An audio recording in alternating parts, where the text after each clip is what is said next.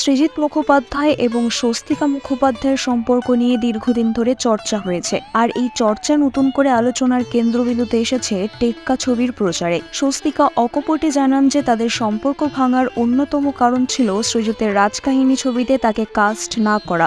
স্বস্তিকা বলেন, তিনি সৃজিতকে অনুরোধ করেছিলেন তাকে ছবিতে নেওয়ার জন্য, কিন্তু সৃজিত তাতে সম্মত হননি, যা তাদের মধ্যে অশান্তির একটি কারণ হয়ে দাঁড়ায়। সৃজিত অকপটে স্বীকার করেন যে তার অনেক সম্পর্ক হয়েছে, কিন্তু তিনি সবসময় ব্যক্তিগত এবং পেশাগত জীবনের মধ্যে একটি স্পষ্ট সীমারেখা টানেন। তিনি জানান, কোনো ব্যক্তিগত সম্পর্কের কারণে কাউকেই কাস্ট করবেন না, তবে যদি কাস্ট করার ইচ্ছা হয় তাহলে তাকে না বলা পর্যন্ত চেষ্টা চালিয়ে যাবেন। টেক্কা ছবিতে দেব, স্বস্তিকা, রুক্মিণী মৈত্র সহ আরো অনেক তারকা অভিনয় করেছেন। ছবিটি মুক্তি পাবে 8ই অক্টোবর 2024 এবং স্বস্তিকাকে দেখা যাবে সাংবাদিকের চরিত্রে, যেখানে রুক্মিণী অভিনয় করেছেন পুলিশ অফিসারের ভূমিকায়।